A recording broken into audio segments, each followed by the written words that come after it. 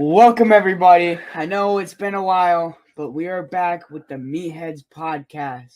Moves done. Fuck with De Niro, I got a Snyder extender clip, so who wanna play hero? Go bad shit like Ozzy, I was born in the darkness. Oh, you the wolf, so we pull up and you're harmless. So pray to Burberry scars, stripping Perry on, living like a comet, moving amongst the stars. $100,000 sports car.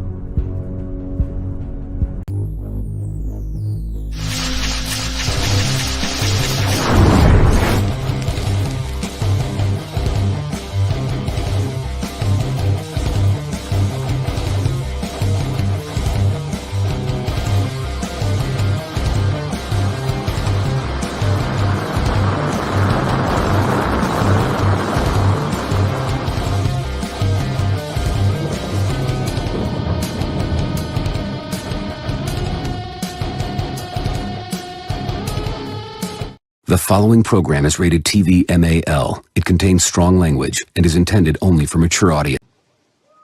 Go fuck yourself.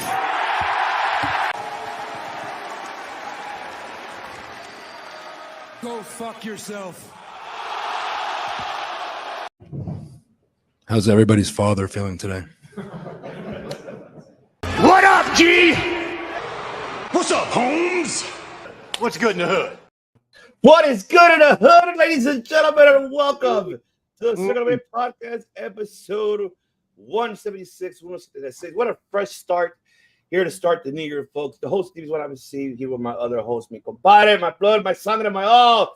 The one, the real Mussolini, the real Pepsi. But even though I'm not drinking a Pepsi here, but I'm drinking a michelada here. But yes. What's up, brother? What's up? What is going on? Pepsi Phil, ladies and gentlemen. That's right. That's right.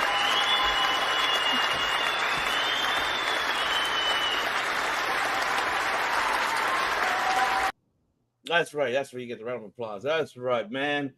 Happy New Year's to everyone. We're back here in action. Of course, everybody's still on vacation, but they'll be back soon. But still Pepsi and Phil and myself here, ladies and gentlemen. Starting the year off right for 2024. Hope everybody had a great, fantastic, happy New Year's. And also where people are watching on Instagram Live as well. We're here, baby. So make sure if you're watching this, if you're new, subscribe, follow us here on this channel. Go to our link tree on the bio to get subscribed here on the COD. But man, Pepsi Phil, we got a lot of things that happened on New Year's. And also what happened today at Wrestling New Japan, but we're gonna there's so much shit we're gonna have to get into today. Yeah, it was a big weekend. It was a big weekend. A hell of a huge weekend, man. I'm excited. I'm excited to talk about it. Let's talk about, man, day one, baby. Oh yes, that's right. Yes, let's talk about it before we even get into anything else, man. That's right. You guys saw Monday Night Raw. Of course, we didn't do a Raw Dog because it was a New Year's Day. Everybody was resting, hungover. Everybody's tired. I was like, no, I'm back with shit. Just watch TV and just watch Monday Night Raw. But yes, we did see the appearance, of course, of Dwayne The Rock Johnson. We did see a good matchup between Becky Lynch and Nia Jax, which I was surprised of that. And seeing also, Rhea Ripley because not who was it? Is it Ivy or Niley or what's her name? I forgot her name. I thought it was Ivy. Yeah, Ivy, right? Yeah, that was a good matchup too. Seth Rollins, Drew McIntyre didn't turn out to everybody expected, and Drew even kicked Damian Priest. Like, no, you're not cashing in here, buddy.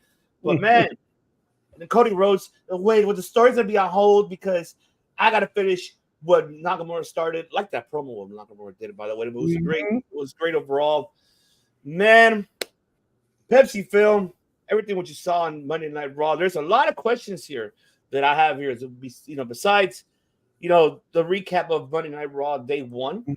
Mm-hmm. Your thoughts about Dwayne The Rock Johnson and are just rooming your windows, folks. Remember, we are just opinionators. We're not piece of shit Brian Alvarez, Uncle Seltzer, Sean Ross Sapp, none of that. But there's room in your window that we may see Dwayne The Rock Johnson at either Elimination Chamber versus Roman Reigns or Mania. That's the case. What about Cody Rhodes' story? What's going on with that?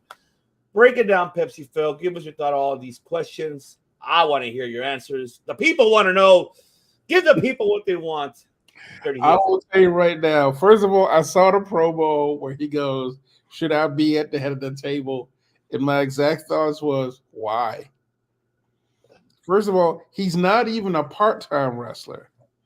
Like, he's barely there. So if you keep that in mind, they're not going to put the belt on a guy who's barely there.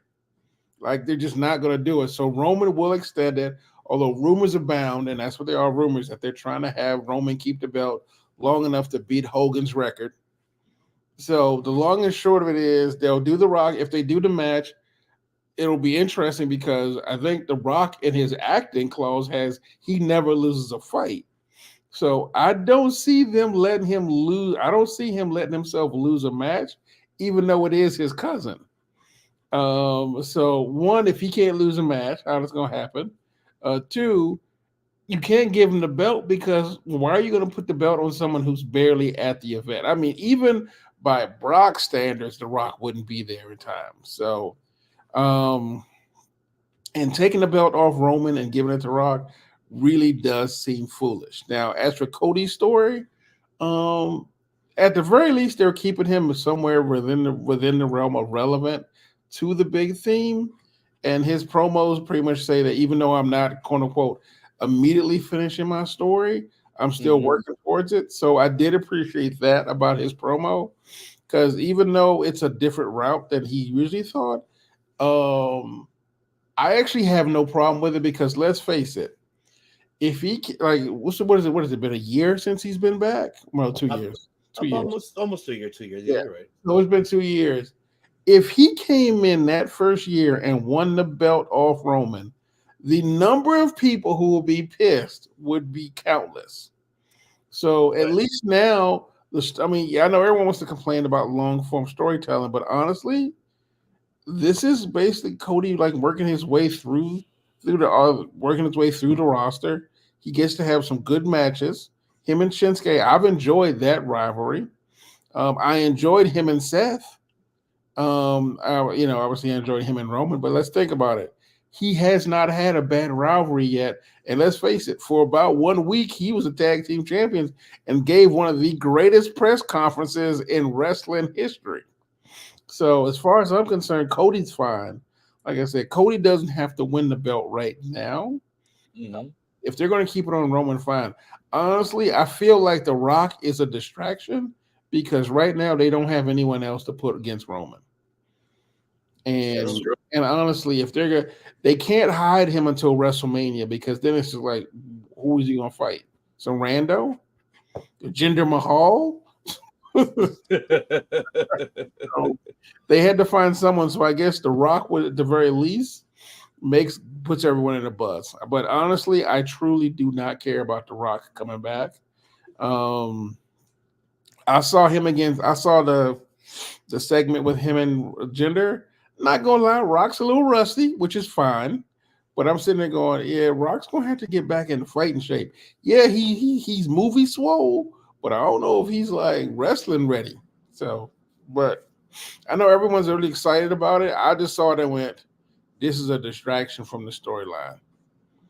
It feels like a distraction. I mean, no offense to The Rock, but honestly, I don't feel like Dwayne Johnson against Roman Reigns has the same impact it would have had 5 years ago. I agree. I agree with that. It doesn't have that same impact that you mentioned. It doesn't at all. It feels like, we've already seen this so many times. Of course, for him busting that promo. Or maybe I should sit ahead of the table. I'm like, come on with that bullshit, man. For me, it's just, if it's going to happen, let it happen in Chamber. Fine. Okay, let it happen in Chamber before Mania. At least you're giving the tease that if you beat Dwayne The Rock Johnson, you're pretty much telling Cody Rhodes, sir, I can beat you again. So Yeah. it's that type of story. So Mhm. it kind of gives that elevate that story more and more and more that we kind of want to see.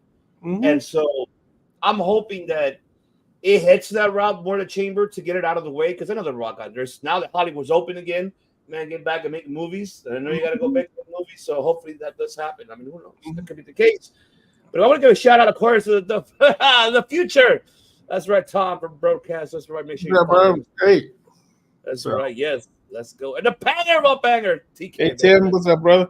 What's going on? That is right. But it's just I don't feel this should happen at Mania. I know I heard Seltzer talk this shit saying, "Oh, well, it's going to sell out." It's not about. It's no.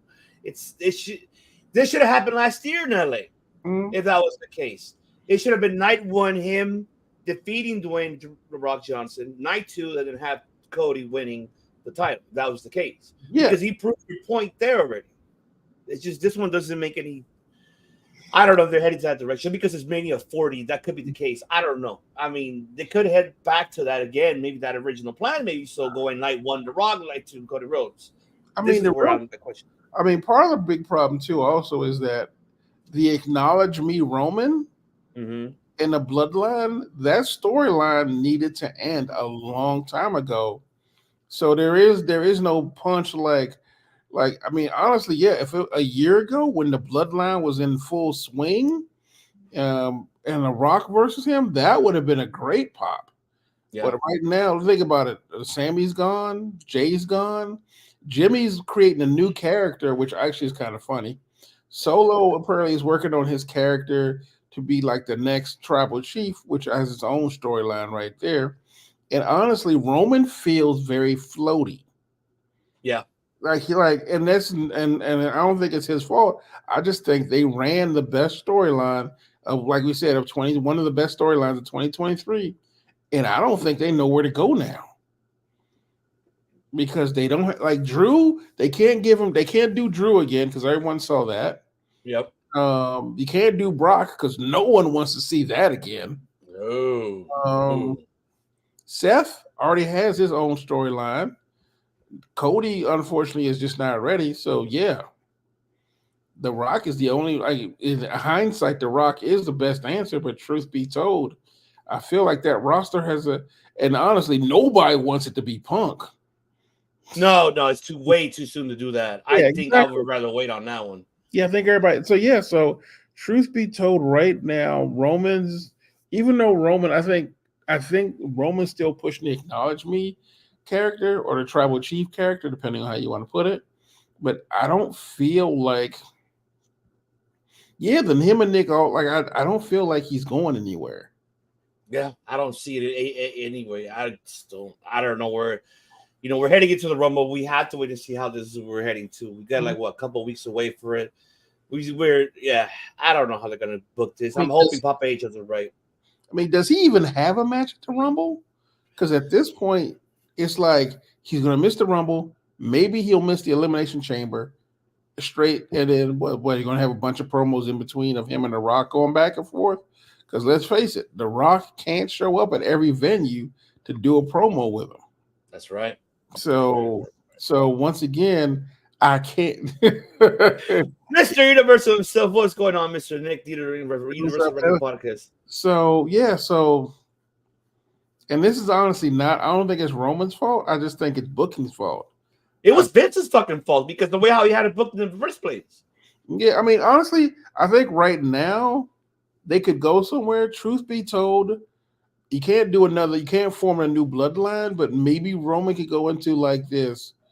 I don't know. Well, I guess he can't do crazed character, but I mean, being a stalwart challenger / evil king just ain't doing anything for me anymore. Yeah, it's not because even his Nick Aldis segment was that one came out. That one felt a little bit flat to me.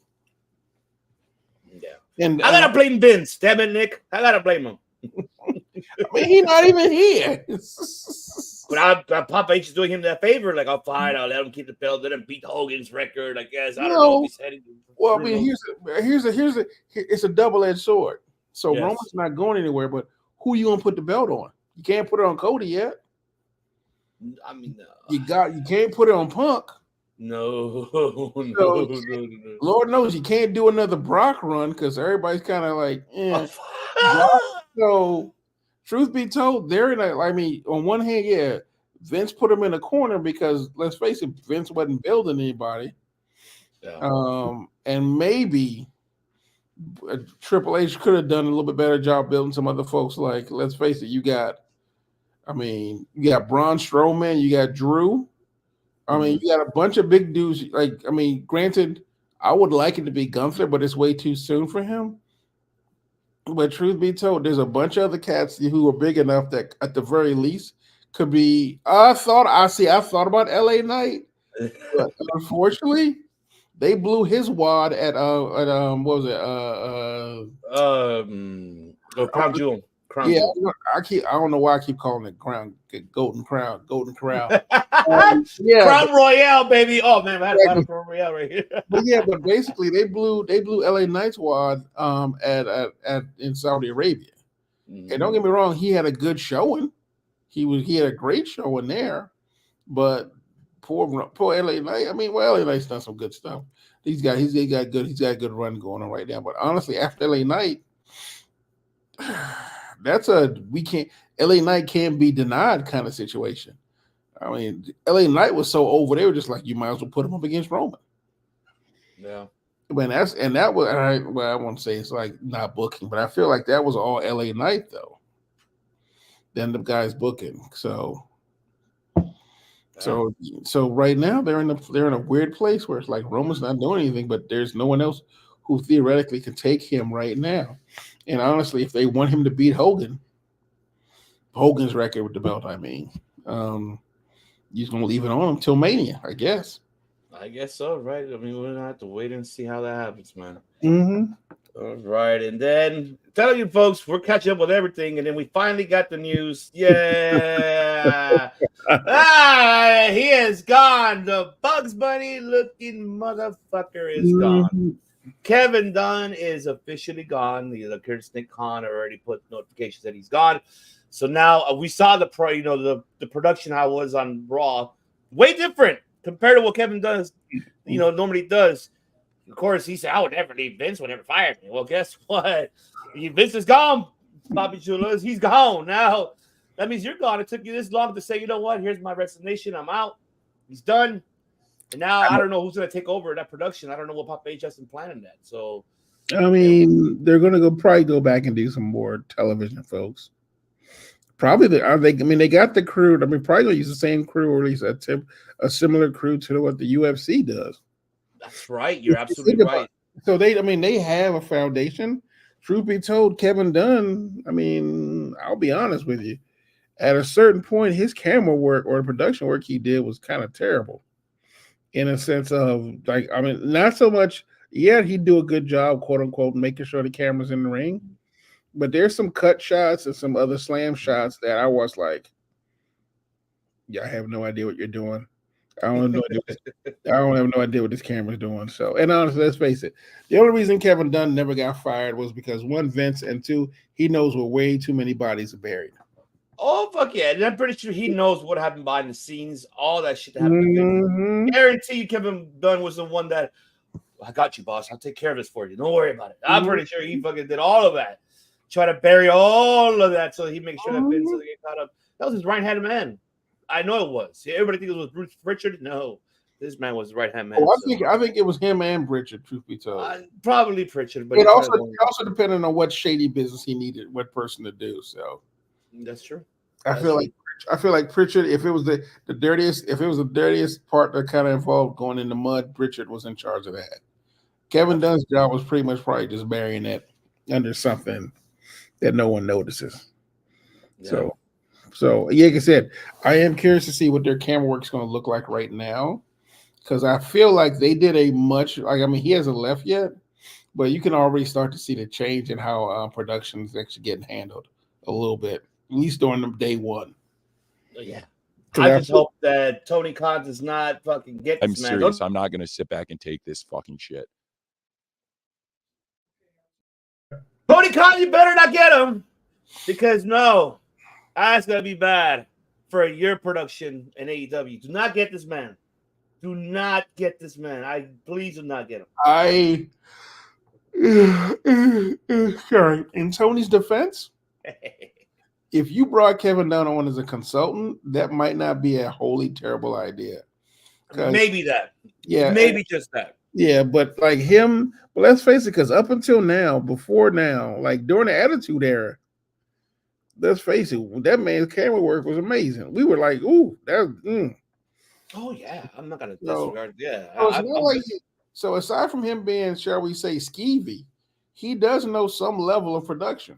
So I think if worst case scenario, as long as he's not brought on as a full-time staffer and just a consultant, it might be interesting. But then again, they have that non-complete clause, and I wonder if that goes for like non-talent as well.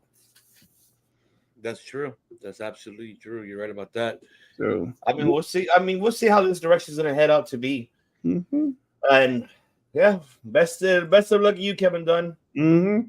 Oh man, I'm telling you, there's a lot of things that happen, and of course, the next one is, of course, NXT New Year's Evil, baby. I can tell you that we knew Dragon was not going to compete. I already had that, so they're saving it for sure. Yeah. That's got to be for Mania weekend. They have to. If that's the case, they're going to extend it that long. I mean, they're going to have to. But I was really impressed with seeing Dragon Lee, of course, because visa issues had to be replaced with Carlito, and see Roxanne, man. Yeah. I like the heel ruthless aggression from her.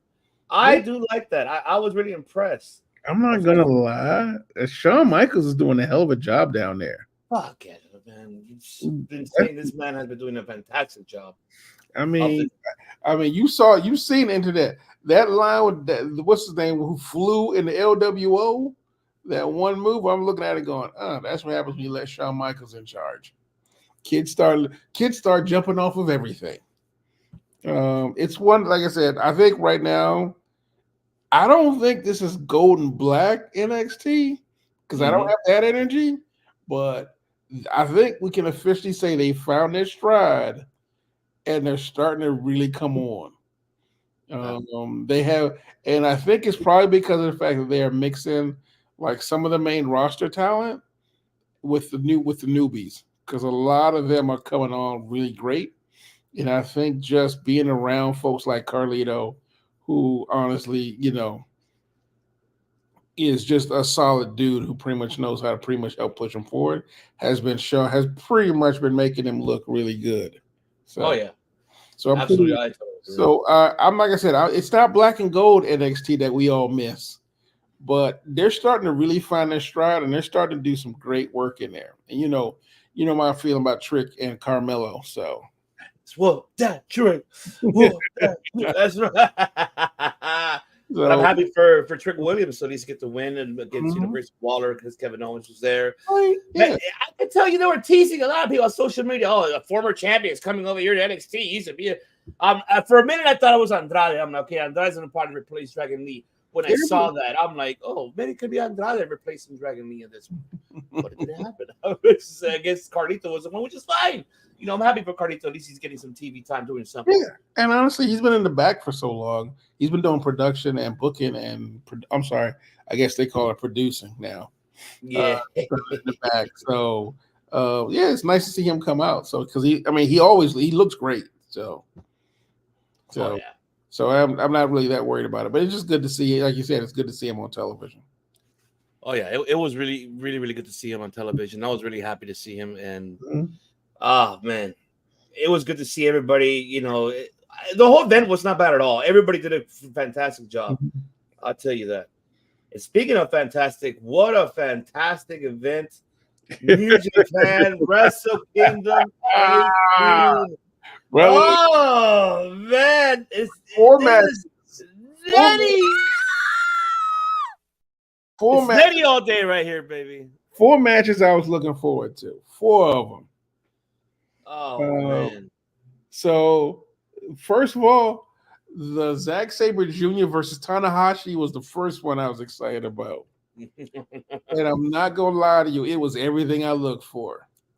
So I'm gonna pull back a little bit. So here's the thing: we saw Tanahashi in AEW. We saw Tanahashi in New Japan Pro Wrestling. Them two dudes don't know each other.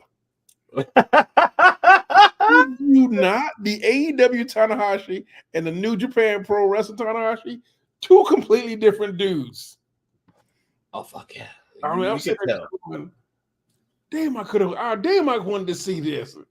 So, and Zack Sabre Jr., man, just I can't say enough about that dude. That dude's amazing. First of all, him and Tanahashi put on a legit workshop. Like I said, it's one of those things you look at and just go, if you are a catch wrestling fan and you like the ground and pound, yeah, that's the match you want to watch. Zack Sabre and Tanahashi were amazing together. Are we doing spoilers, or are we gonna hold out for a little bit? Go for it. And shout out to the President Ace for winning the IWGP TV title. Go Ace, go Ace. That's right. Which honestly, I was genuinely surprised because I thought he was kind of in a semi-retired role, being the president. But I guess man got the belt. So, but it was still a great match. Tanahashi was great. Zack Sabre Jr., like I said, was money. And honestly, the moves they put on there was legitimately some of the best stuff I'd seen. Yeah. But once again, I go back to my original theory. AEW Tanahashi and New Japan Pro Wrestling Tanahashi, two different dudes. I could say it's President Tanahashi now. Tanahashi. So, and then the next one. Woo! Break it down, baby. Okada versus Danielson. Nettie time? Tell me when to go to Nettie. I'll go Nettie. Go Nettie. Go. It was better. It was definitely better than the AEW match. This was ROH Brian Danielson. This was ROH early one where this dude was like he was just kicking people in the face for no reason whatsoever. And Okada was great, and it went back and forth the entire time. And obviously, because they were in New Japan, Okada wins the match. It was legitimately some of the best stuff I'd seen. And honestly, it was most definitely better than what we got in AEW. And I will tell you right now, if this was a match we had seen before we did our award show, this one would have probably been the one to win best match of the year for me, because they were literally going back and forth. It was not an easy battle. It was legitimately a slobber knocker, with some of the best technical stuff I'd ever seen from the both of them. So that was a technical display. Let's get to the hot mess one. Oh, preach it. What is the hot mess? No. So it's David Finlay, head of the Bullet Club, son of the great Fit Finlay, fourth generation wrestler. So forth, he using a family shillelagh to beat the crap out of people. Versus Mox versus Will Ospreay. 2 words. Mwah. It was a great match. It went completely insane. Overall, this is one of the most fun 3-way matches I've seen in a long time. Yes, Mox did bleed, but this was for the IWGP Global Championship, and which I'm assuming now replaces the IWGP US title and the UK title. So, which honestly makes a lot more sense, because honestly, why was Japan doing US titles anyway? And so they did that one. And the winner, by the way, was the one they referred to as the Rebel Savior, of New Japan Pro Wrestling, David Finlay. Now, what makes this match hilarious is that, as everyone knows, and it's pretty much been on the internet, the wrestler formerly known as Dolph Ziggler was in Japan on the side, and part of the storyline is I don't know if he's not. I don't know what kind of contract he has with New Japan, but it looks like he has a program with David Finlay coming up. Oh, so I am very pleased with that because here's the thing: this Dolph Ziggler, this is a new Dolph Ziggler. Oh, yes, preach it.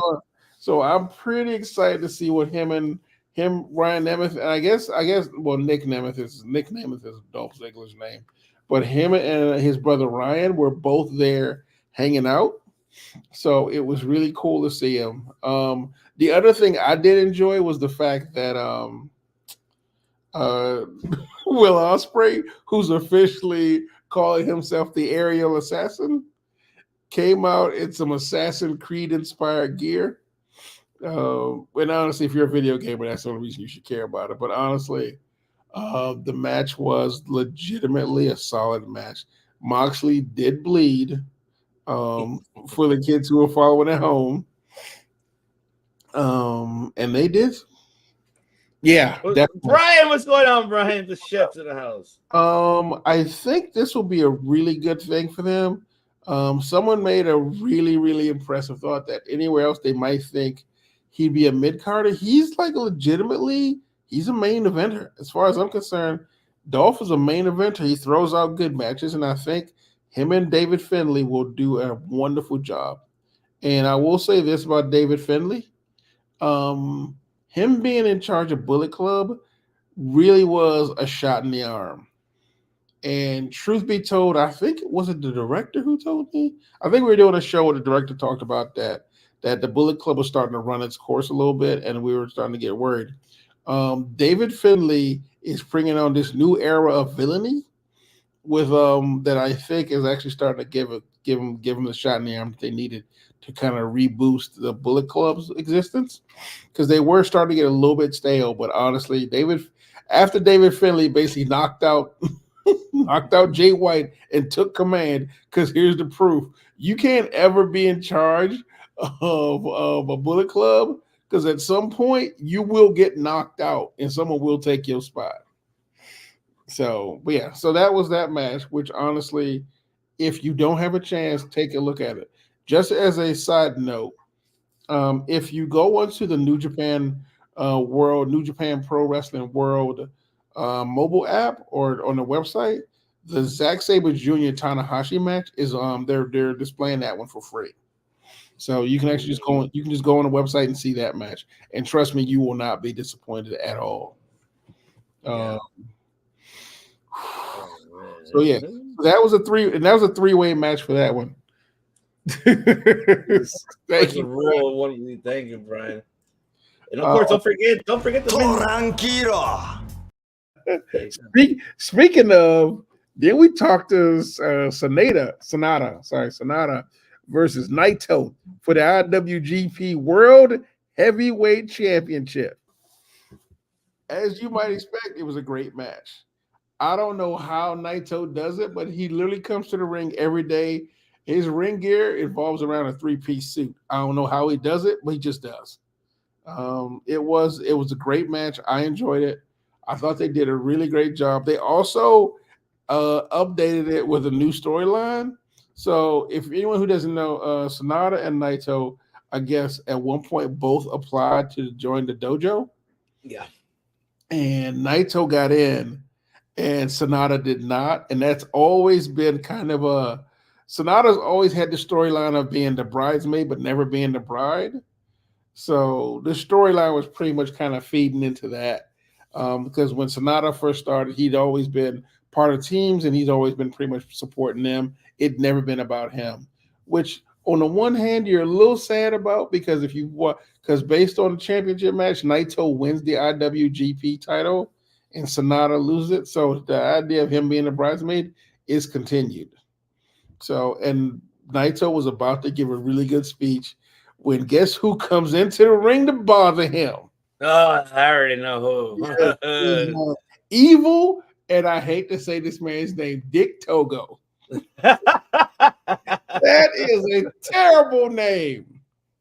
But they came in, and then while they were beating up, when they were beating up Naito, Sonata saved them.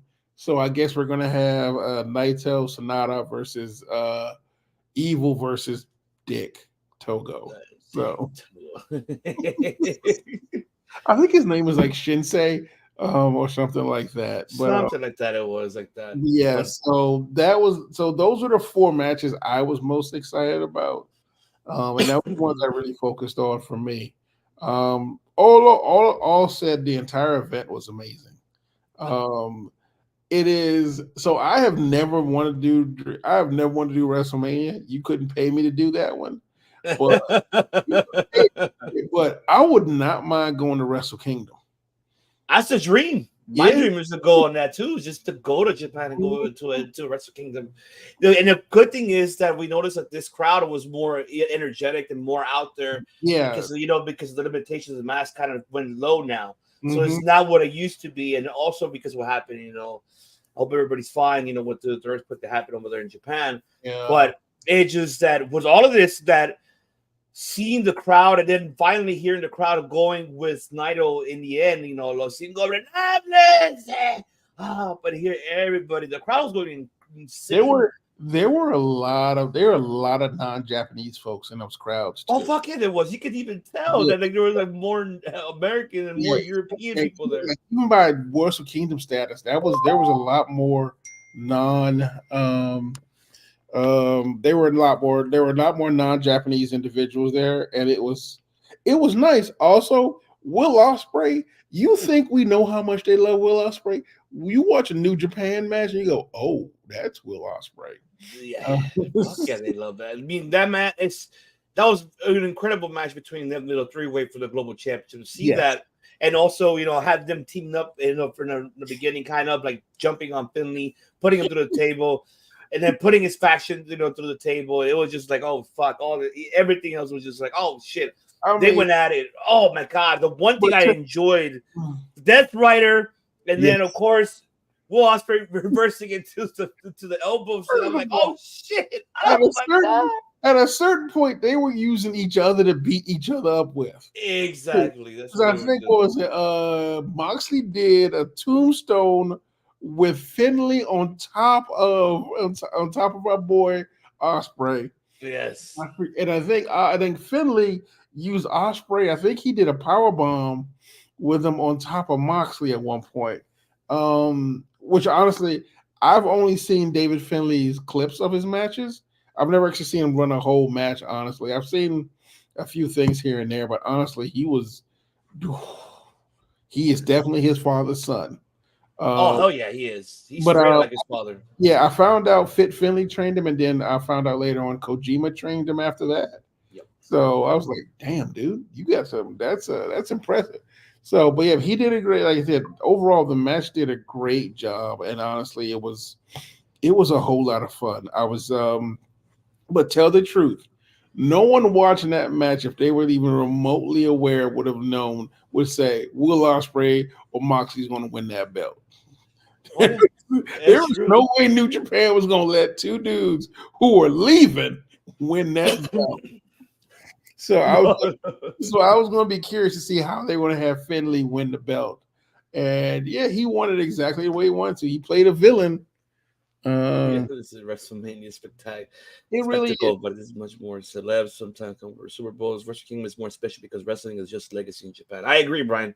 I absolutely agree with you. That is true up to a point, but they are doing a better job now of trying to make them more inviting to, like, quote unquote, not that special wrestling demographic, because they're doing a lot more. They're doing a lot more like production stuff now with their shows, which they always did that, but like now there's a little bit more. I don't want to say more storytelling, but there's a bit more like drama to it. Because remember, back in the day, it was just two dudes in the ring beating the crap out of each other. Yeah, and that was the match. Nowadays, they've gone to increasing storylines. You got stuff like Evil and Dick coming in to beat up our boy. So I think they're doing a much better job now of trying to not most make themselves appealing to the masses, but shall we say make them more open to like newcomers and people who are used to the American style of wrestling. Because some people don't understand strong style.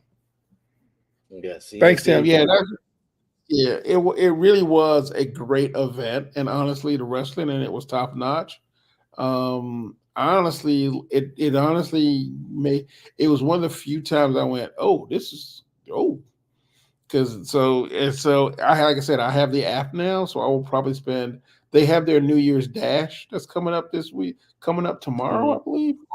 Technically, yeah, technically it is. Yeah, technically 1 a.m. our time.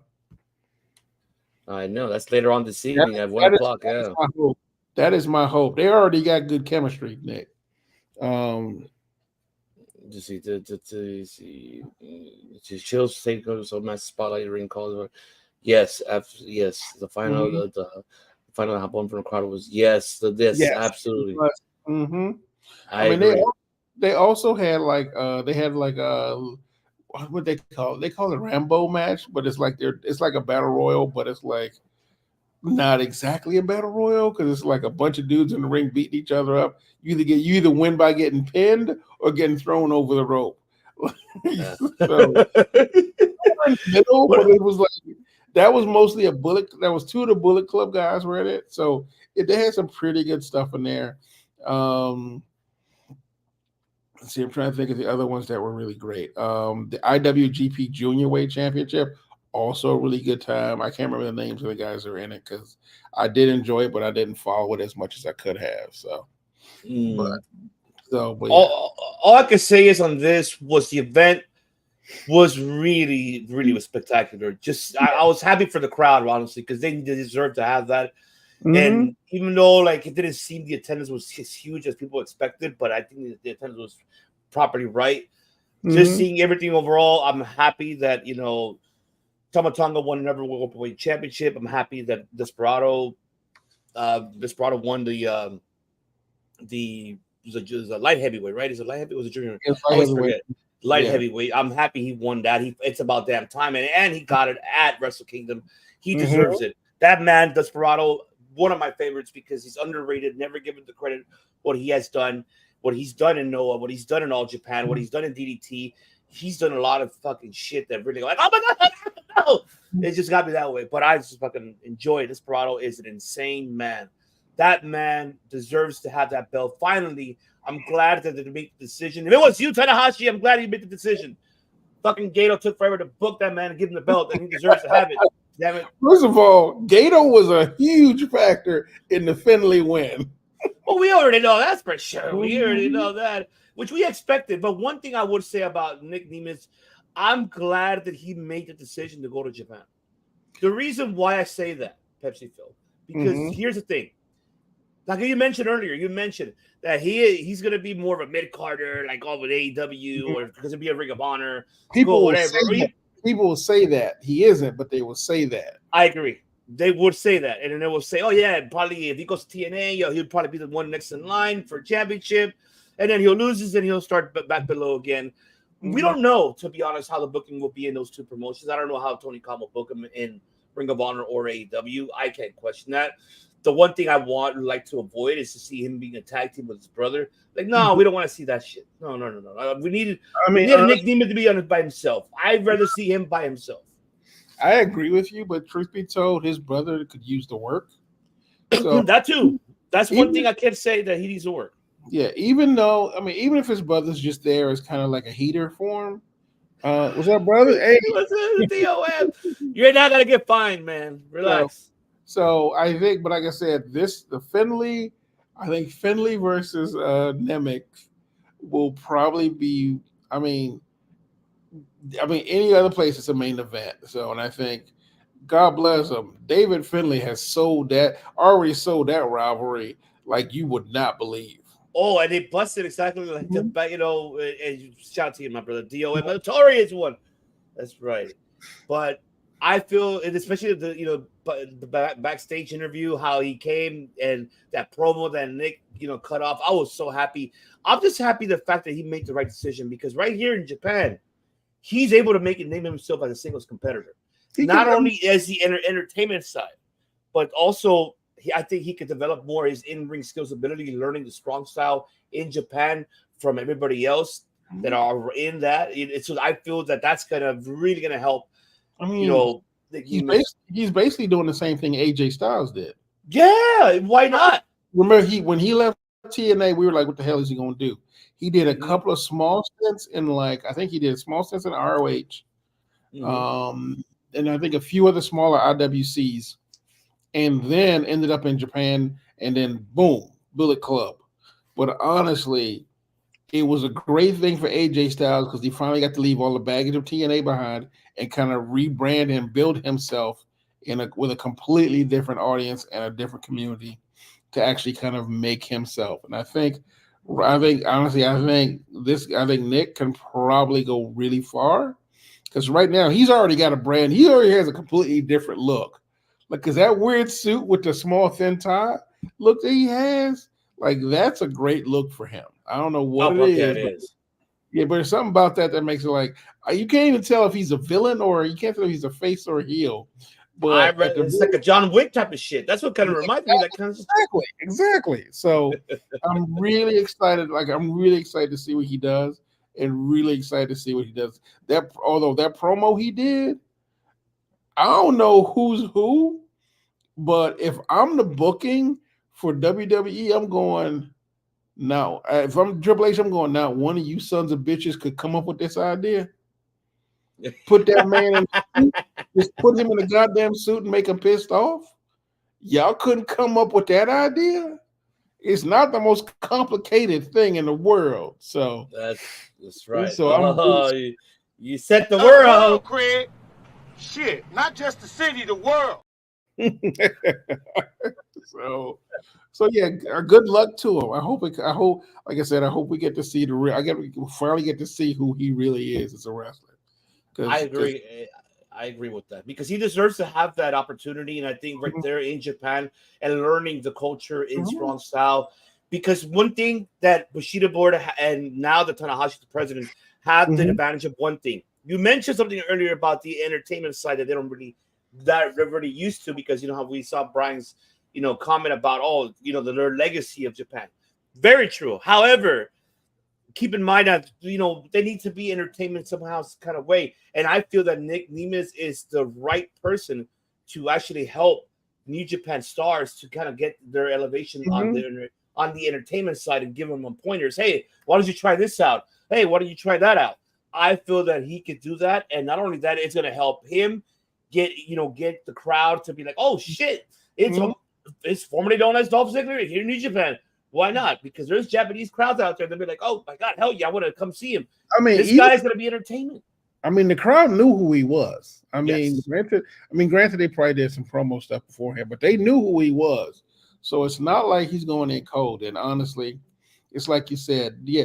I mean, they're not going to, like I said, I don't think they're going to go completely full entertainment, but I think they recognize that if they're going to become a global brand, and WWE is going to come poaching their stuff, they're going to have to pretty much make themselves more marketable to a larger audience to make more money, and so that the people don't leave. So I think that's what they're doing right now. And like I said, no offense to Triple H, but he out here, Mr. Steal Your Girlfriend, trying to get everybody's talent. He out here trying to steal everybody's talent right now. I'm gonna tell you right now. Full damn well, Naito probably got a call from Triple H going, "Hey man, congratulations. How you doing?" Damn. But you know what? Not only that. He does it all the time. I know, but here's one thing too. Another thing that New Japan has now that the global market associated with besides Stardom being ownership of Stardom, also working alongside with now All Japan, working alongside with Noah, and so now they're opening those doors and they're doing something that we thought it would never happen in Japan because we're so used to their their culture of, not, oh yeah, that's our competition. The hell with them. Now we got to do our own shit. And they open those doors now more like, hey, let's all be partners. Let's help each other out in the market. I'll send my talent. You send me yours. We'll hype it up. Not a problem. So we're seeing that kind of like what it was back in the fucking days when it was really like, man, the territory days when everybody will get along with each other. Yeah. Which I forgot the hell what was called back in the fucking days. Shit, I was remember what the fuck is called. Oh, yeah, territory days. Yeah, you're right. Yeah, that's it. So I mean, the fact that they can go back and forth in Japan so easily, they're even doing crossovers with DDT, which exactly. That's a fucking. It's weird, right? Like I never fucked them to do that shit. I'm like DDT. You gotta take them serious. No defense to DDT, but man, they do some whack. Like to this day, DDT is the only one who DDT holds the record for being the one to have convinced me to go, I guess you can wrestle a broom. So to this day, honestly, I did not even think that was a thing that's gonna go, bro. This man could wrestle a broom. Like, damn. What are you talking about? He goes, yeah, on DDT. I'm like, what? What? Diamond Dallas Page is doing stuff? No. So yeah, but they're starting to cross over with a lot of them. I think it's just because of the fact that they know that, I mean, for the most part in Japan, if you think about it, Japan's not that huge, and they only have a small collection of wrestlers anyway. So, I mean, if you think about it. I mean, for me, I still feel that we're in this generation now on their side that like the style of professional wrestling out there, it will be there. But now with Tanahashi being the president more of it, it will kind of more input entertainment side aspect towards it because we see, I mean, they do have that entertainment, but we know that their culture is different than ours. I'm not disrespecting theirs. It's way different. But from them, I feel that they want to kind of global marketed more wise and give eyes to the product. Yeah. So bringing Nick Nemeth in, if they signed him, which I don't even know if he's officially signed, and if he is, congratulations. But think about it this way: you got Tanahashi, who that's a recognized name in pro wrestling. Oh fuck yeah! He can go to CML, AAA, CMLL, AAA, and basically go, hey, y'all want to talk about a partnership? I mean, they already have a slight partnership with CMLL to begin with. Yeah. But right now, Tanahashi can solidify it. What did Brian say? I wonder if Hiroshi and the Trips being in charge can lead New Japan to one day being an open working partnership. I think it could be Brian. I think they're going to head to that direction. As much as Tony Khan probably is going to put whatever he's going to say something and say, no, it's not going to happen. Well, too bad. It's going to happen, Tony Khan. That's fucking bullshit. You're bullshit, Tony Khan, because it needs to happen. I mean, we got to have it. Truth be told, there's a better right now. New Japan and AEW have their partnership. I honestly don't see them breaking away from that because let's face it, AEW does a much better job now. Not when they first started, a much better job of how they handle their visiting wrestlers, especially from other promotions. And honestly, WWE isn't. They're an octopus. Once you go into their clutches, you are theirs. And that's not an insult to them. That's just their business model. They're not about forming partnerships other than with other wrestling entities. Vince McMahon went way back in the day, and his entire job was, I'm going to take every single piece of equipment. Lennox, what's up, brother? My bad, Lennox. What's going on, man? Appreciate his entire thing was when he bought it from his dad that I was going to buy every single territory and make it mine. So I don't know if they'll probably do it, but I think right now, if Tony Khan's smart, he's going to try to solidify that relationship with them. But here's the thing, though, because remember what I mentioned about the global marketing? They're teaming up all these promotions. The doors are already kind of already starting there, unless they say, okay, you guys can go work with every promotion except we do. We do not want to work WWE. Like they just send Regal's son over there for Japan for the triple count. It's going to happen, I believe, tonight or I think it's tomorrow. Which I forgot when, but I'm looking forward to seeing that match because that man deserves to have that, and he is He reminds me of his father, Yeah, he William does. Regal. Yeah. So I mean, I'm I'm looking not forward. like I said, I'm not saying it's impossible, but like I said, there gotta be a lot of stuff in there. They gotta have a lot of stuff in their row, a lot of ducks in the row for it to happen. Mm-hmm. Yeah, that's true. Yeah, but like I said, It's true, Brian. It's like I mean, EA and DC backing man everywhere. it's not impossible. Like I said, it's never. You can never say never in pro wrestling. We already know No, that. yeah, I know. Yeah, I agree. I just more for me, honestly, I want more of the women, more of these promotions involved, like Stardom. Yeah. You know, Choco Pro, Tokyo Joshi Pro. I really want more their side to get involved in this type because we need to see a lot of that shit because it's. I know we see them here in AEW with Forbidden Door type of style, kind of, but I really want to see them more open the doors for WWE because we need to have a women's revolution again for both of these promotions in America, so we can have that. I think it would be fantastic. I think, like you said, though, the Stardom merger will help is a good start. Oh yeah, but them going into other Joshi programs, I mean, this will sound terrible, but remember, it took them forever to realize that Stardom needed to be part of the whole family. Because remember, they treated it with all due respect, they treated Stardom like a stepchild. No, you're right, and they did. They did. They straightened it out, and the thing is, for me, is their culture, how they have it out there, it's just been more like. No, it's a separate thing. Yeah. So, I mean, yeah. So it's a second day. It's like women's wrestling's over here, and I mean, I don't know. Honestly, I don't know what the women's wrestling market is in Japan. Truth be told, it's not bad at all. It's really, really good. Seeing Stardom, what they do, and for me, Choco Pro kind of reminds me like a little bit of how TNA, like the crowd audience, and also Tokyo Yoshi Pro is kind of the same. But they do attract a lot of the audiences that are like, oh man, this is good matches. Like Maki Ito is really one of the main stars out there, and there's a lot that I can mention, but there's so many names that it's hard for me to pronounce. But there's a lot of them. No, they have a lot of great Joshi, but the funness, like you said, if you look at one of their shows, they're doing bingo halls still.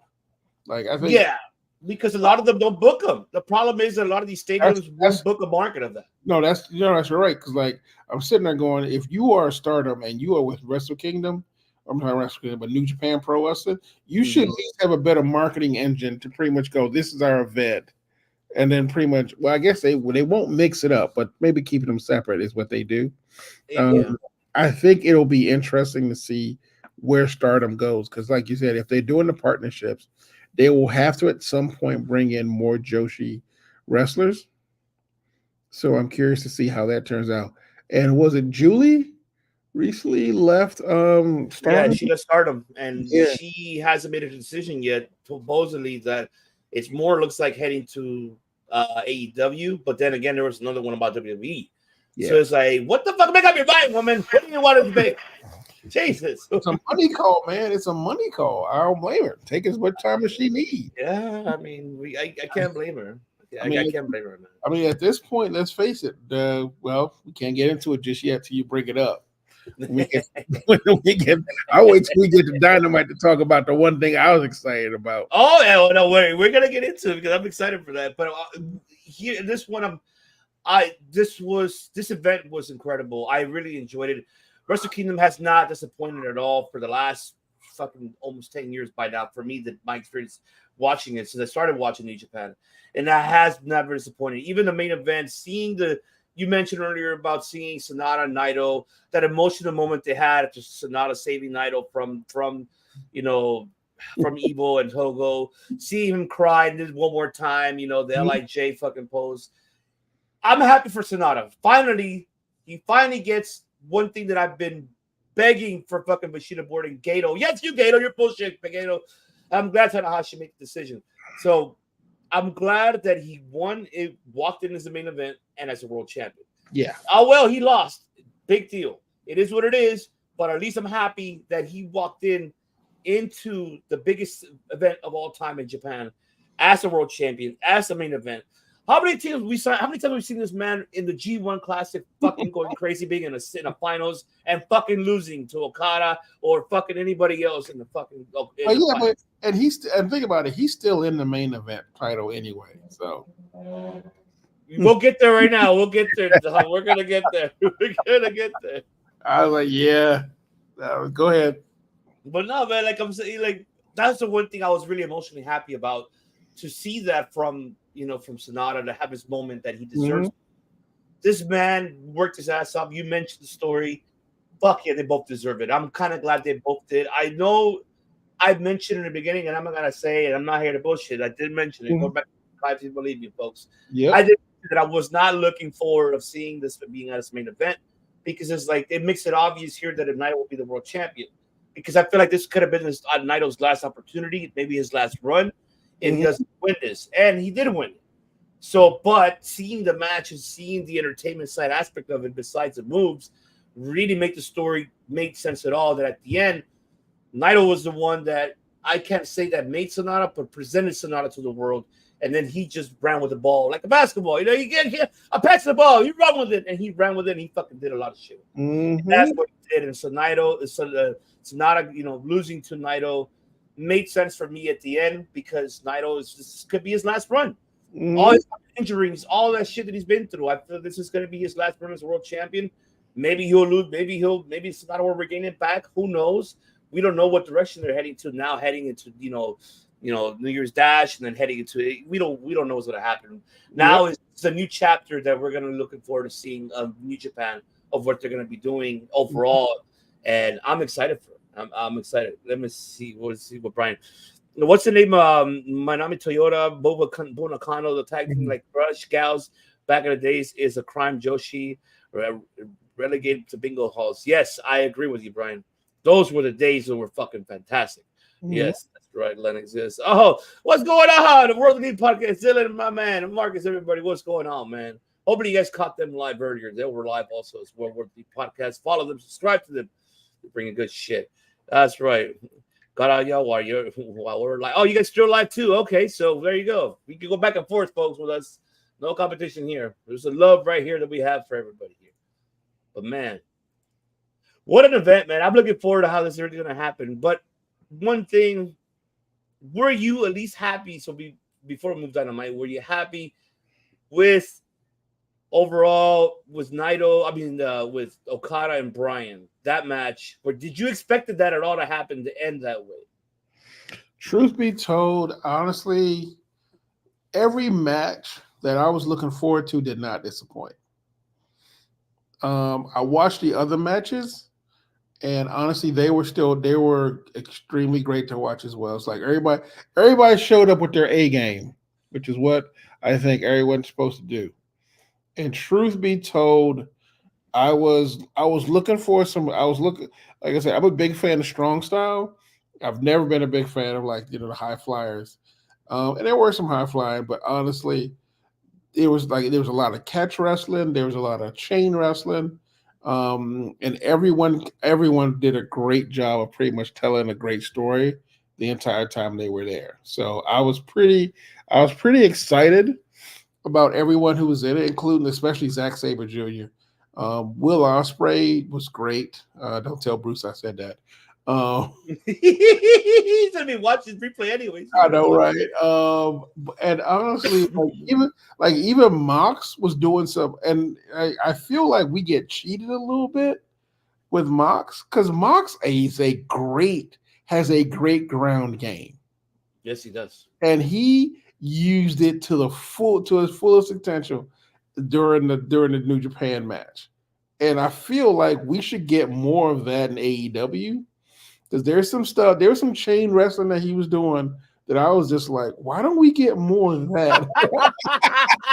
Bitch! right now. But I feel like we need to get more of that from Mox, I think. I know we get he gets the crazy dude with the blood and stuff, but I think if we got more of that, I think it'd be great to watch him as well. So I agree. I'm looking forward. I'm excited, and I'm excited for Japan. A lot of chapters that are happening, a lot of things. I'm looking forward to how this is going to turn out to be. Mm-hmm. And man, tell you what a way to start the year with a lot of professional wrestling, folks. It's not over yet for New Japan. They still got New Year's Dash. We still got a lot more coming, man. There's so much shit. There's so much shit. But you know what? So much shit, folks. It's about that time.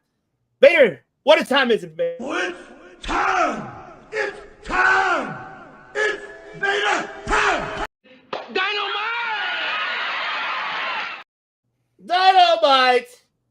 happened 24 hours ago. Mm-hmm.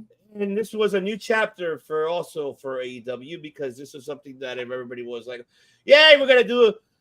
I was reading around or saying, well, yeah, we're going to see new debuts, new wrestlers. And they're like, okay, Tony Khan, I'm going to have to say this, man. Mm-hmm.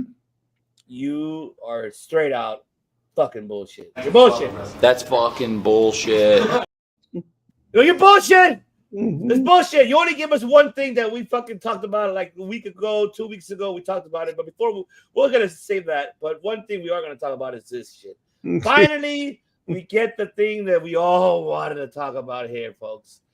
And that is, before we go, let me see what Lenny's got to say. Takashi user return is my favorite part of the pre-show. Oh, that's right. After 5 years being out of the ring, he finally returned. Right. Mm-hmm. Man, that was the reaction. Oh man, hell yeah. That was I agree, Lennox.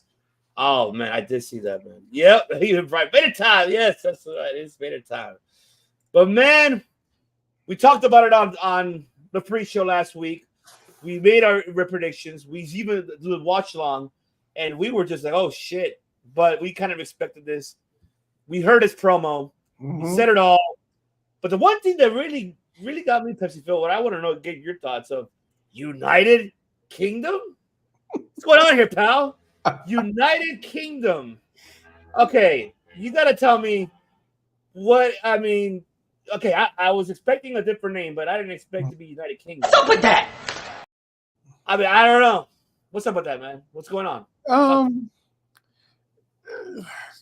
Everybody needs a name. I mean, you need a name, but I don't know. I mean, I feel like it's a callback to some of the guys. I was thinking Undisputed Kingdom. So I do understand this. I mean, United. You wait, hold on. You meant United Kingdom? Oh, you said. Wait, Undisputed. Sorry. Okay. Yes, Undisputed. As far as I'm concerned, it's a callback to the folks in Japan. Oh, sorry, I misspelled it. That was me. In his time, I think it's a callback to his time in Japan. It's still a callback to him in WWE, the Undisputed Era, which I still think is probably one of the best factions they've done in a long time. Truth be told, the name doesn't do much for me. And here is something that I don't think anybody talks about at AEW. If you do not count there right now, AEW does not do good factions. The only good faction they've had is at this point the Patriarchy with Christian Cage. And that's because of him.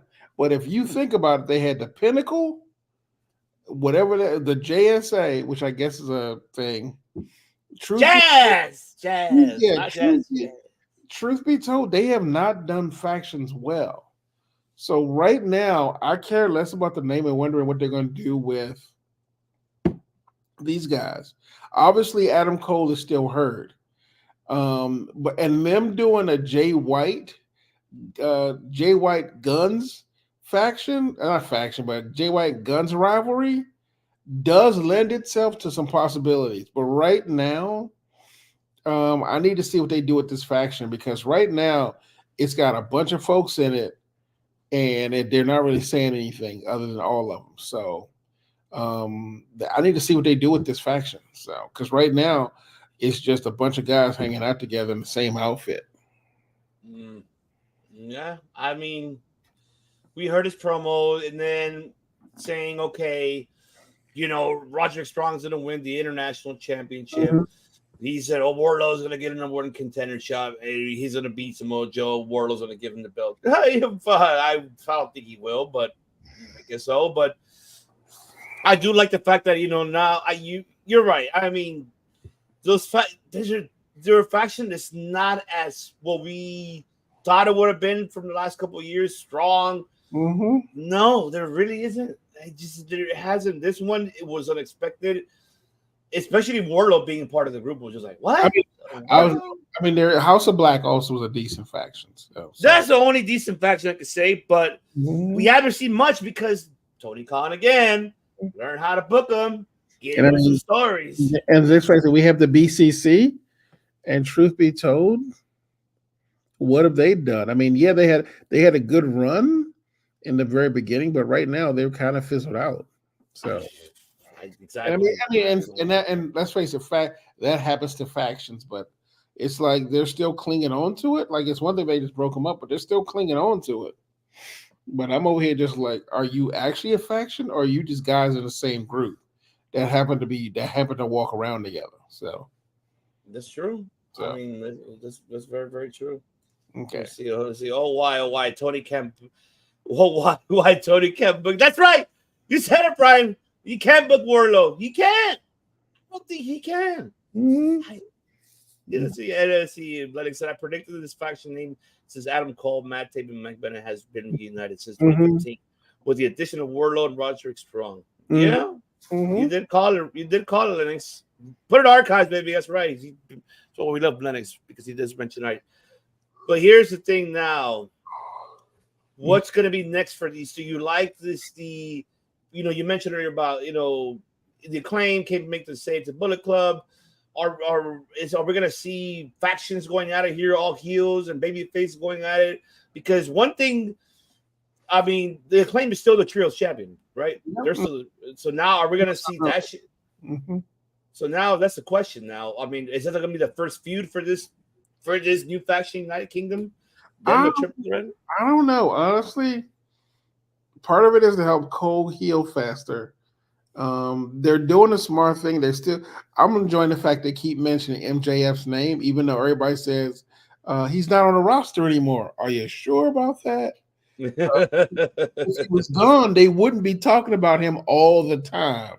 For the most part, like I said, I need to see what they do, because right now they don't look like they have a link together. I mean, yeah, Roderick Strong and Mike Bennett and the rest of them seem to have a connection, but truth be, the rest of them just look like a bunch of randos they put together. Yeah, I mean, that's what it looks like to me. I mean, it looks like they're just a bunch of random people just being together, and I'm just like, I don't know where they're going to be. I don't know if this is killing time, because until Adam is ready to come back, that could be the case. I have no idea how the fuck they're going to go with MJF is ready to come back. Well, that too, because even though MJF said he quit, we saw all that. Like, we already know it's a fucking word, folks. The man needs some time off. Give some time off, damn it. He deserves to have the time off, and why the hell not? I mean, the man. Exactly. Yeah, I mean, the man worked with an injury. What do you expect? I mean, you expect him to be like, oh, yeah. No, I think down the line after Revolution, I think we'll probably see his return. Who knows? I mean, we may see that. I mean, it all depends. It all depends. Yeah. All right. Move on now to the first matchup of the night. Of course, the International Championship on the line. Orange Cassidy, Dante Martin. Look, this match was not bad at all. I was actually impressed. Dante. It was just a good, solid match. Didn't really mean anything per se, other than just the beef they, quote unquote, the conversation they had at World's End. But it's other than just being a good match, that was pretty much about it for me.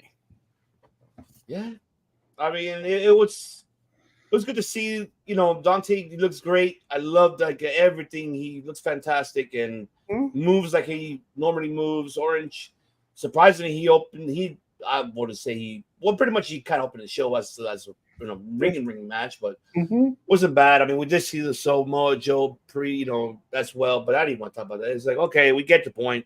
You're the champ, whatever. Yeah, you blah blah. Sorry, Samoa Joe. Impress me when you wrestle and defend that title. Jesus. Yeah. Now we're going to talk about what you want to talk about. That's right. Wonderful. Before we begin. Oh, here we go. So last week we talked about this, and our friend Bruce was full of Deanna slander, talking about she would be a mid-carder wherever if she went to AEW, WWE, and talking about she couldn't do it. And let me just go down a list of her accolades really quickly. Before you do, Bruce. Hey, yo, what the fuck? There you go, Bruce. I mean, She was number 3 and 150, like PWI's top 150 wrestlers. She was number 7 of the top 250 women wrestlers according to PWI 2023. The original one for PWI was 2021. She was ranked 25 out of the top 30 professional wrestlers for by PWI's Women Under 30 in 2023. Held the Impact Championship for 343 days. Second in the most combined days being a TNA champion. Held 3 times Impact World Women's Champion, period. 1 time Impact's Women Tag Team Champion, and 4 times Impact Year-End Award winner. And she's a 1-time ROH champion. So she can be a main eventer if she's booked. Not properly, just booked. There you go. And she can carry, or at least help carry, a division. I think we talked about this before, that they need to start making some moves instead of just having a bunch of and I mean this all due respectfully. Respectfully. Instead of having a bunch of mannequins wrestling who we don't see, who are either really new or haven't gotten around to it. But getting names for your women's division, like Deonna Purrazzo, for Britt Baker especially, to be able to fight. That's pretty much what Tony needs to be doing for this women's division. He needs to recruit as hard as he is the male wrestlers, because she coming in after Mariah May's matches and basically coming in talking about I run this shit. That's what she does. She shows up and just says, I run this shit. Oh, see, look, even Temple. Shout out to Temple, man. Good morning over there in the UK. Good morning. And literally, I mean, I will tell you right now, her having the belt has always been the most fun. I don't understand why people don't recognize how great a wrestler she is. Thank you. She's got a solid ground game, and I have seen her do some chain moves, which are amazing. So, and like I said, I'm really happy for All Elite to bring her on board, because I think I am kind of excited for her versus Toni Storm. Me too. I'm actually excited to see that once again, because I'm excited for her a lot for that. First thing she does is call out Timeless Storm, so which I'm very excited about. So I think, and like I said, I mean, you got 2 divas beating the crap out of each other, so you can't go wrong with that. So you can't. And now, what were your thoughts of Mariah May's fucking debut in her ring against Queen Aminata? What were your thoughts about that? It's a good match. She was good. She had a really good showing, in my opinion. Queen Aminata. I've only seen her in dark matches, so it was really great seeing her on camera, like actual on a big stage. So I was really happy to see her. I think, like I said, I think Mariah May is going to be fine. I mean, she's got a solid wrestling background. I haven't seen anything to make me think she's going to stand out yet, though. But again, she's got that solid wrestling, so that's like 1/3 the battle right there. So, yeah, and I love the fact that Temple broke it down, saying everything, all the credentials that you mentioned about her, Deonna, and it's yes, absolutely. We're with you, Temple, and Bruce. You're bullshit, Bruce. She ain't mid-card, man. I mean, truth be told, I've been a fan of hers from before she got released from WWE. So let's see what Lennon said. Shout out to the social media sensation, rising star in the wrestling world of Mariah May for an impressive in-ring debut last night and Deonna Purrazzo's debut. I am still in shock. Oh man, I think we all are, but we kind of expected it. I think Pepsi, Phil, and I kind of expected more heading to that direction more than we knew she was going somewhere. I personally knew she wasn't going to WWE, because I think I called it talking about they were the ones who cut her in the first time. So I did not understand if she would go back to them. But like I said, I think we picked either AEW or ROH for her, or because we weren't sure. I think right now, like I said, her at AEW is great. So, oh yeah, I mean it's great. I'm I'm happy for her that she is, at a place that I think that she could do a lot of things in AEW, and also Ring of Honor too. Like I also have her go both sides. But Tony Khan, man, you better keep your promise, man. You said you were gonna give an hour fucking show to these women. You better do it. 2024, baby. You better fucking do it. Give this woman hours and shit. Give him an hour. Let me see. Temple says, Brianna and yes, that's right. Yeah. Good call, Temple. That was a fucking banger match. Hell yeah. I wouldn't mind seeing that again either. Hell no, I wouldn't mind seeing that. Thunder Rosa, now that she's back in action. And I know this is off subject, but did you read what Britt Baker put on social media for a pan? Did you read that shit? Tell me, oh man. Again, I go back to my original thought. I go back to my original thing. Yeah, it was insane, but here's the thing. She must have had permission to post it because Daniel Bryan would be on her ass. Any other way, Bryan Danielson be on her ass about it already. So, as far as I'm concerned, it ain't nothing but a work. So that's all I'm saying. Like, if you don't have the American dragging up your ass when you do a post, then yeah, it's a work. It has to be. Yeah, I'm pretty sure fucking Brian before that Japan. Okay, you can post it. It's fine. Go ahead.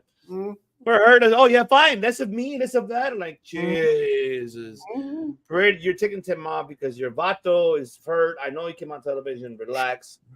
Let's see. Bruce has been spending time with Matt Riddle and MLW because he has been something. That's right, Bruce. You're bullshit, Bruce. Let's see, Bruce. Been spending time with Matt Riddle because he's smoking something. Yeah.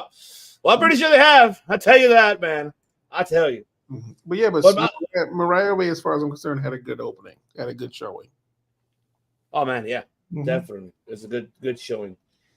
And speaking of good showing, this match I was really impressed. Yeah. I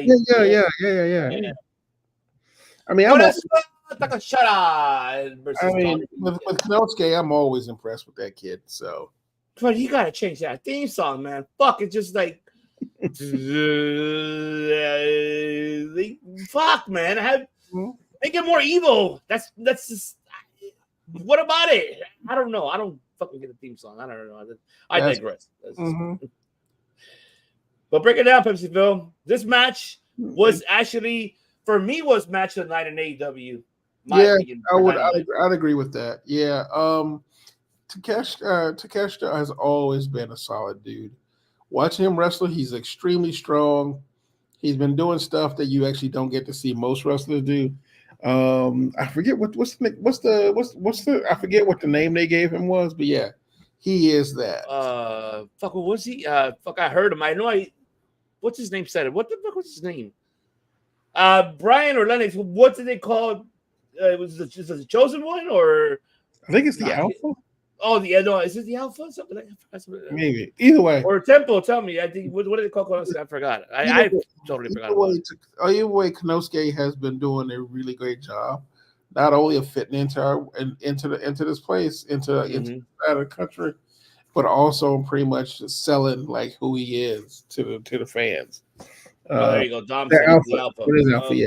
So I think, like I said, I think the best thing about, and sadly for Darby, Darby's going to be the punching bag for a long time at this point until Tony Khan decides to book him a different way. All I can say is that rolling fucking German suplex. He took it like a fucking champ, man. This guy didn't stop taking those type of bumps, man. Like, oh my god, I cringed when I saw that. I'm like, look, I watched his head. I'm like, even Brian Rice, was like, look at him. You all right? You okay? Can you still go? Like shit. Like fuck, man. That was just fucking. Oh, it kind of cringed me. I was like, Jesus. Oh my god. Oh, since he beat Omega twice in 1 week. Okay, thank you, Don. All right, be right back. Yes. But man, I just all I know is for me, folks, this match was actually great. I really enjoyed it. It was not bad at all of a matchup. Seeing Takeshita being pushed at this level, I think it's about time that we get to see that finally from an ingrown, for a homegrown talent. Not only just from being from DDT, but everything else. But here, this one in America in AEW, and I'm glad to see that faction with him and Don Callis. It's pushing it, but just change the fucking theme song though. Like, just fucking change it. That's the only thing. Other than that, and keep everything else. Listen, yeah. Oh, there you go. The Alpha Konosuke Takeshita. Yep. Appreciate you, Lennox.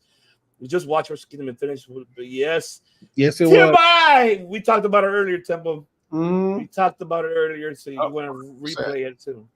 Co-match of the night for me. Okay, that's your co. That's fair. Okay. That's fair. But I feel that was for me the match of the night. I think this one really got me cringy. Even got the whole crowd involved. I was like, oh shit.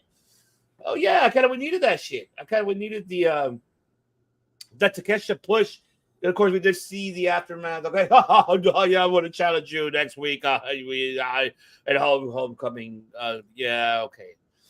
What I laughed about that was really like the camera stood still, like right after Renee Paquette finished with with the Don Callis family. He just stood there like okay, he's still learning. All right, he's still learning. Brother man still learning. Brother man is still learning. Konosuke Takeshita looking like a sack of potatoes. Yes, he did Temple. He like, oh my god, yes, I think so too, Temple. I agree with you. My favorite is Darby. Have you heard about the exchange between Darby and Adam Copeland? No. Break it down for me. I want to hear that. Adam Copeland is trying to he reached out to Darby, said maybe you should calm down and slow down a little bit. And apparently Darby was like, really? Because I think Adam Copeland said, in my day, we were a lot more careful. And Darby's answer was, in your day, you jumped through a flaming table. Adam Copeland was like, well, I don't know what to say. I don't know what to say, man. I don't know what to say. What are your thoughts on the IGW? Well, Lennox, for me, that belt, it's not bad looking. I like it. It kind of reminds me a little bit of the Intercontinental IWGP belt. A little bit, just because of the color. But I know that the gold is more like bronze type of style. If you go back and look at the history of the Intercontinental one in IWGP one, it was more bronze. This was more golden, which is not bad. I don't think it's bad. I like it. I hope they push this belt to make it like maybe this could be their Intercontinental probably belt now moving forward.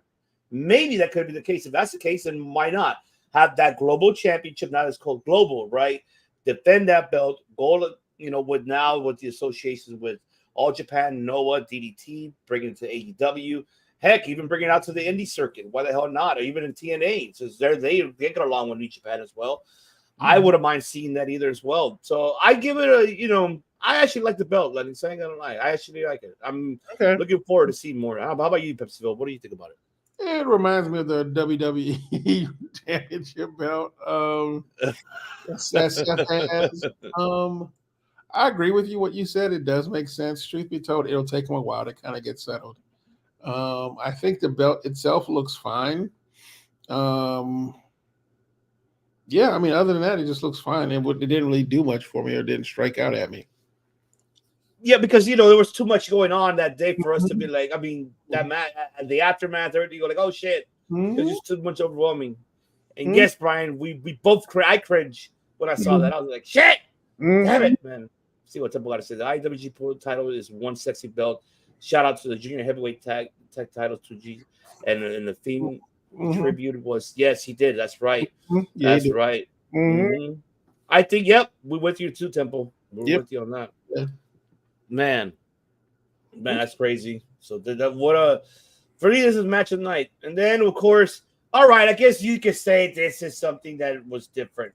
A fatal four-way, of course, for the number one contendership for the Continental Crown Championship. Of course, Eddie Kingston was commentating, and we do see Brian Keys. Shout out to my boy Brian Keys. Mention him on the Debate Awards. He is the rising star of the year. And I said it, Pepsi Phil, right there. I told you. When Hijo de Valkingo coming back. Brian Cage for once we fucking finally see in Dynamite again. And of course, Trent Beretta, which didn't expect, but I can tell you, and I know I'm going to get shitted on this. I know I am. I'm not saying it was a bad match, folks. All I'm saying is it was a good match. Yeah. It was a good Fatal 4. I enjoyed all 4 of these men. They did a fantastic job. Shout out to all 4 of these men. Incredibly fucking. It was fucking Wonderful. Yes, it was. It was wonderful, and especially Eddie Kingston on the commentating, talking shit, Mhm. cast, Mhm. and everything else. So, it's just, dude. Mhm. But this reminds me of more of an indie type of fucking match, independent circuit. Sorry, folks. I know. Mhm. I know that. I know you cannot believe this shit. Mhm. believe it, folks. But it was like it felt like an indie fucking PWG. It felt like an indie show, but it was great to get the crowd more involved. Like, oh my god, yes! Mhm. Oh yeah, I was happy about that. I was excited. I was really. Okay. It gave me good feelings, especially seeing Brian Keith, man. Even though he just took the pin, but hey, at least that man took that pin wisely and Yeah. love it, man. How did you feel about Pepsi? What did you think about this match? It was a good, solid match. I enjoyed it. I thought it was really good to see him, Brian Keith.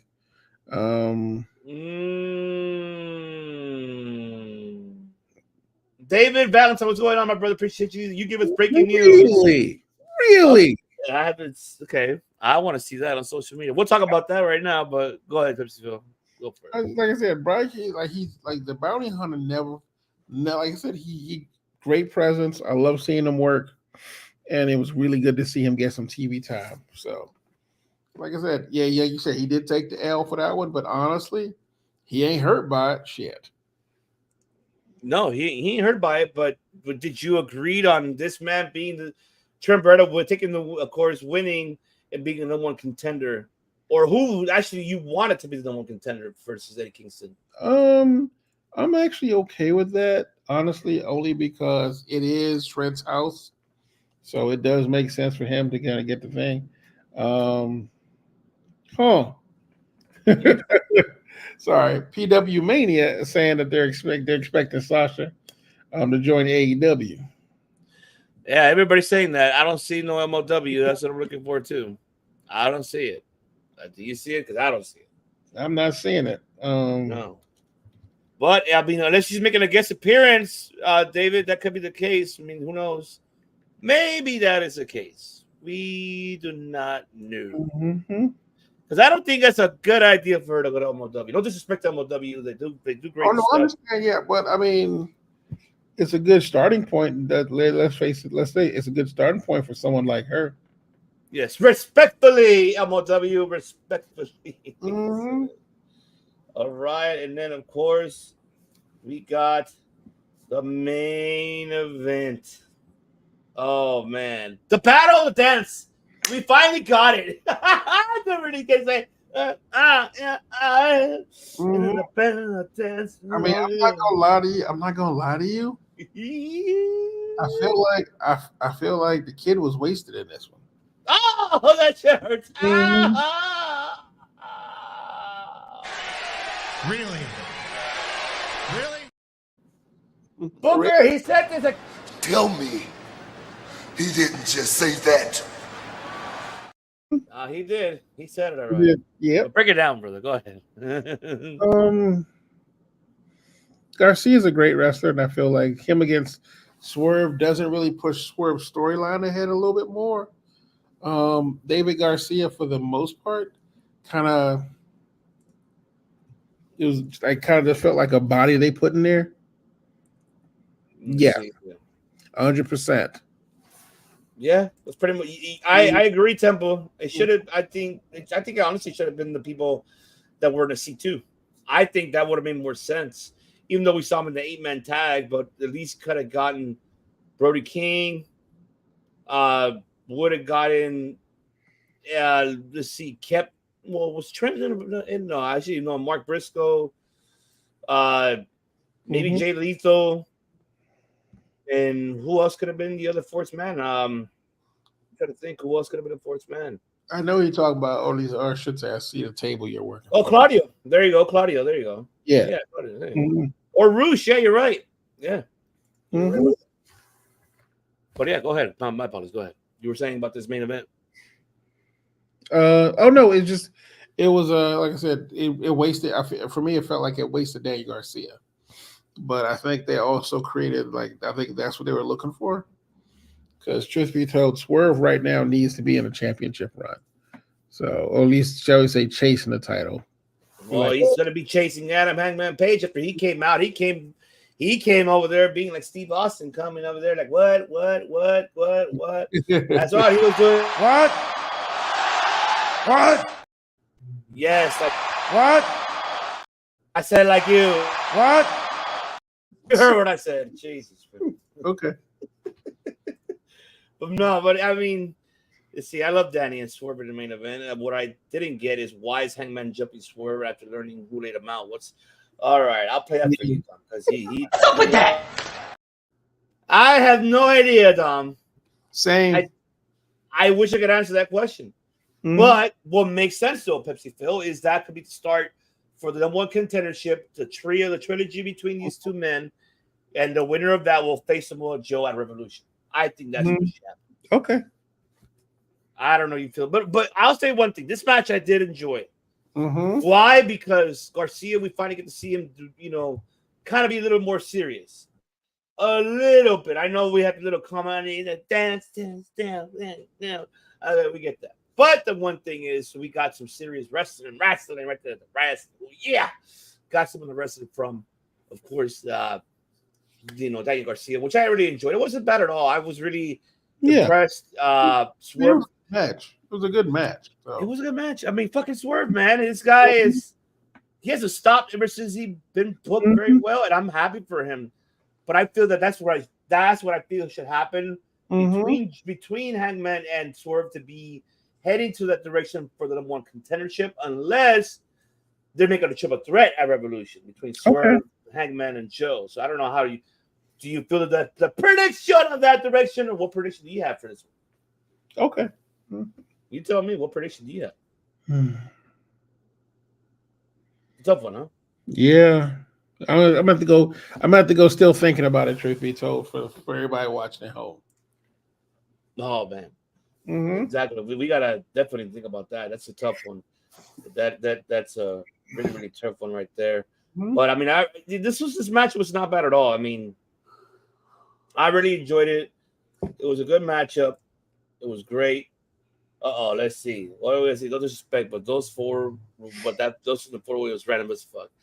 I know it was random. That's why I was saying that what I said earlier, Temple, that I was like, okay, why are you bringing these two men? I guess.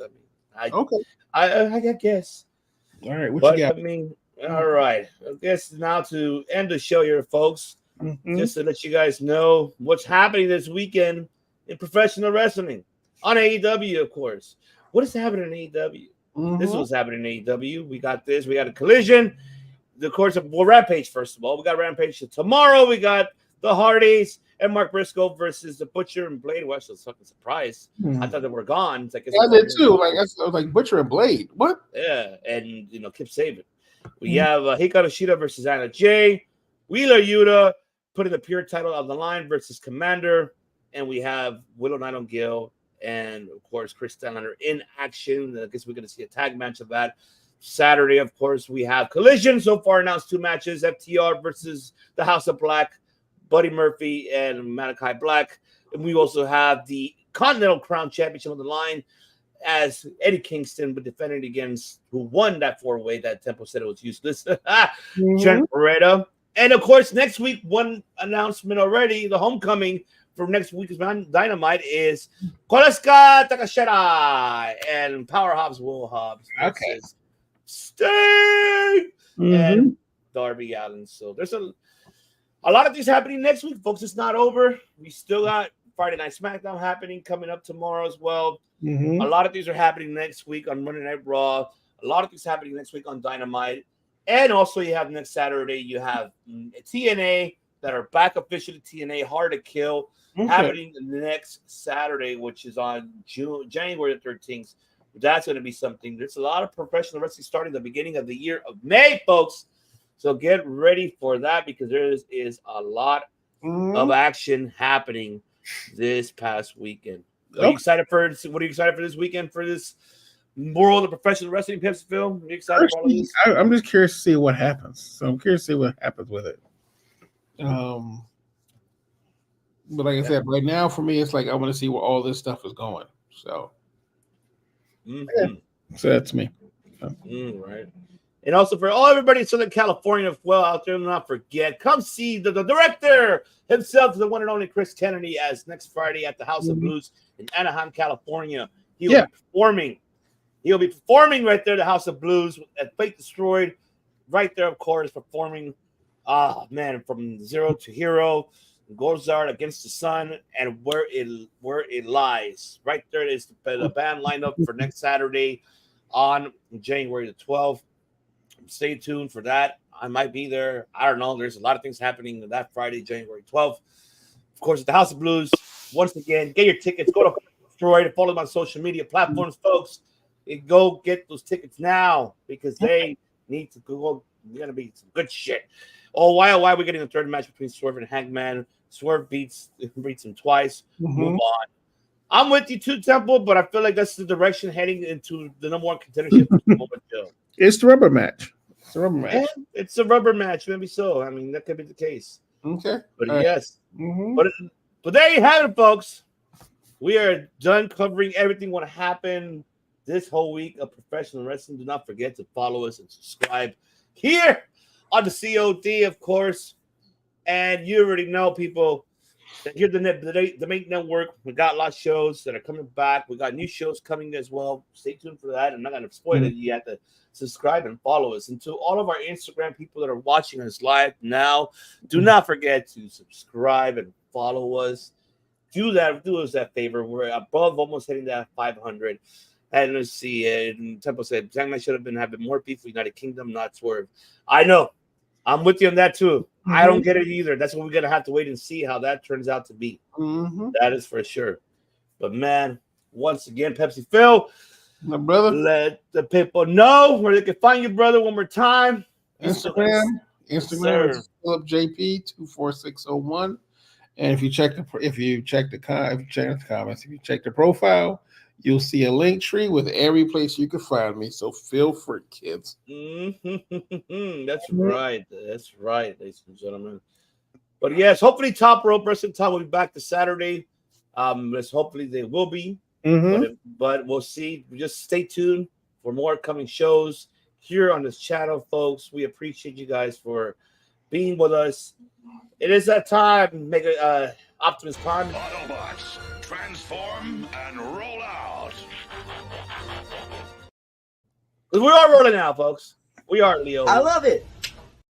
I know you love it too. But don't forget, ladies and gentlemen, here, of course, on the Debate Network, here on Circle Debate channel, of course, the Debate Podcast. My host right here, mi compadre, my brother right here, brother, the one, the only fans of professional wrestling right here. I'll tell you that right now. Phil, and of course myself. We don't just do podcasting. FTS is only just a music.